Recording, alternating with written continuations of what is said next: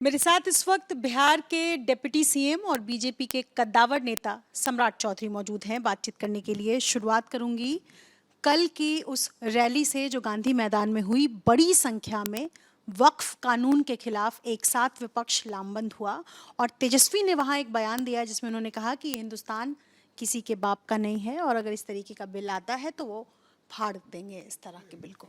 आदरणीय पिताजी लालू प्रसाद जी लगातार लोकसभा के अंदर भी बिल फड़वाते रहे।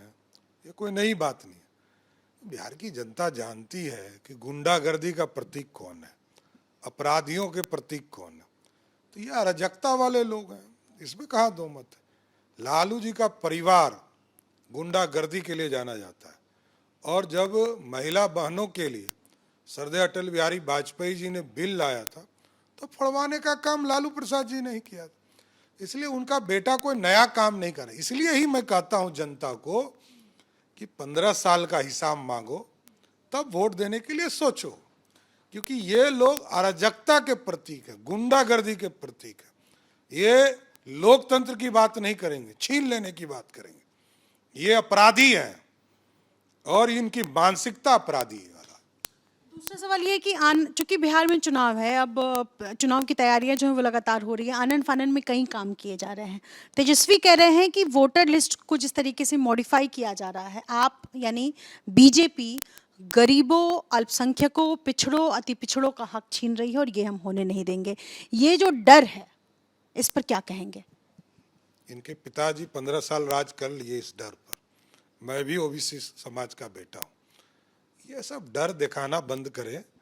इस देश में मोदी जी हैं, ना पिछड़ों का हक जा सकता है, ना अति पिछड़ों का हक जा सकता है, ना गरीब स्वर्णों का हक जा सकता है। कोई दलित का, कोई पिछड़ा का, अति पिछड़े का 1 इंच भी बाका नहीं हिला सकता है। एकदम स्पष्ट रहिए। ये लोग गुंडागर्दी से सरकार चाहते हैं, कुछ नहीं हो सकता है।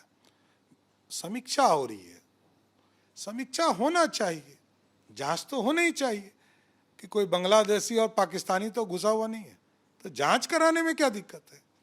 ये जांच करेगा, इलेक्शन कमीशन कर रहा है, कोई पार्टी नहीं करे। मेरा ही आग्रह होगा कि आपके पार्टी के संगठन को लगाइए, गांव गांव हाउस होल्ड पर लगाइए, कौन सही आदमी है, कौन गलत आदमी है, बताना पड़ेगा।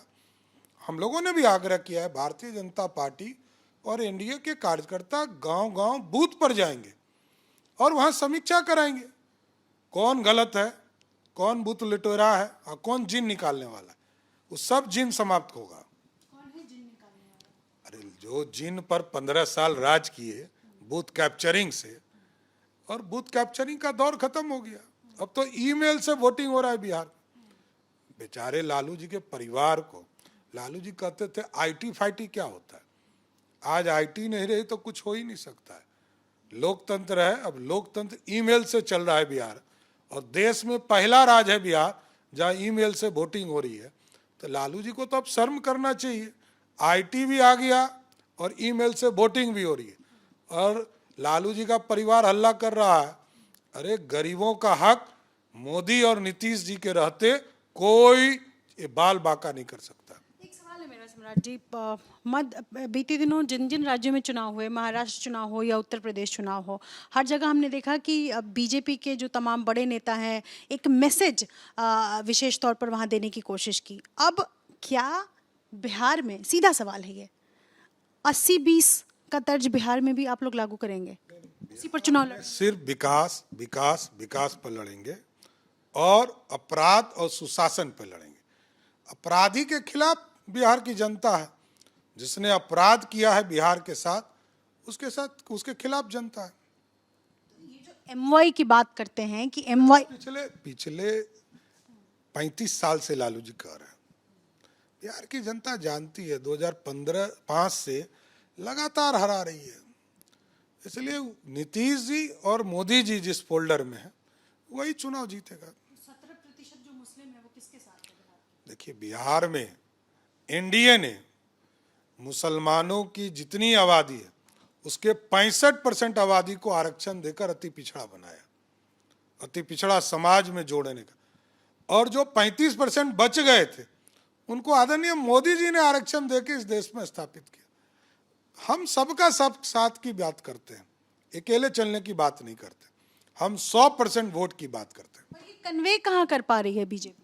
देखिए, एकदम पूर्ण रूप से कन्वे है, तब तो जिता रही है जनता, लगातार जनता जिता रही है। मोदी जी तीसरे बार प्राइम मिनिस्टर है।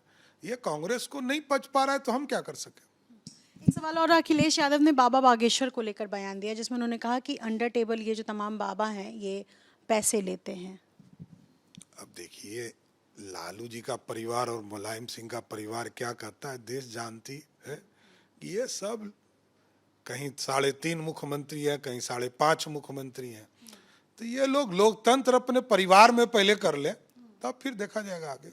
50 लाख रुपए लेते हैं ये लोग अपने परिवार में लोकतंत्र, अखिलेश यादव के घर में ही लोकतंत्र नहीं है, तो परिवार में लोकतंत्र करें। और तेजस्वी यादव का भी वही हाल है, 5.5वां नंबर पे हैं बेचारे, तो क्या करेंगे।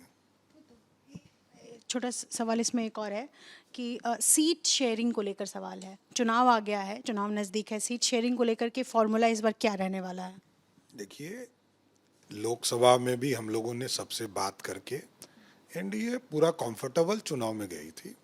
आगे भी विधानसभा का चुनाव है, सभी एनडीए पार्टनर से वार्ता होगी और चुनाव तय हो जाएगा।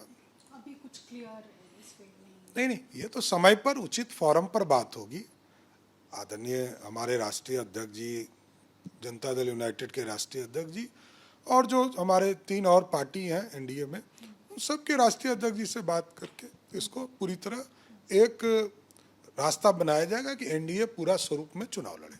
एक सवाल इसमें और मैं जोड़ूंगी, चूंकि असदुद्दीन ओवैसी ने एबीपी न्यूज़ को इंटरव्यू दिया जिसमें उन्होंने कहा कि अगर महागठबंधन साथ अग्री करता है तो महागठबंधन के साथ ओवैसी की पार्टी चुनाव लड़ेगी। हालांकि उन्होंने ये भी कहा कि हमारे 4 बेईमान एमएलए उनके साथ चले गए, लेकिन हम साथ में लड़ सकते हैं चुनाव। तो कहने का ये मतलब है कि विपक्ष जहां एक तरफ लामबंद हो रहा है, आप लोगों के सामने चुनौती। सब एक ही हैं, कहीं आप चिंता कहाँ कर रही हैं। ये सब लोग मिले हैं, 6 पार्टी, कांग्रेस पार्टी हो, राजद हो, लाल झंडे हो, एक वीआईपी है, एक यहाँ एमआईएम है, सबको मैं एक ही मानता हूँ। कोई चिंता नहीं करनी, बिहार की जनता पे भरोसा है, वही जिताएगी। बहुत शुक्रिया आपसे बातचीत करने के लिए। अपने सहयोगी निरंजन के साथ निधिश्री, एबीपी न्यूज़ पटना।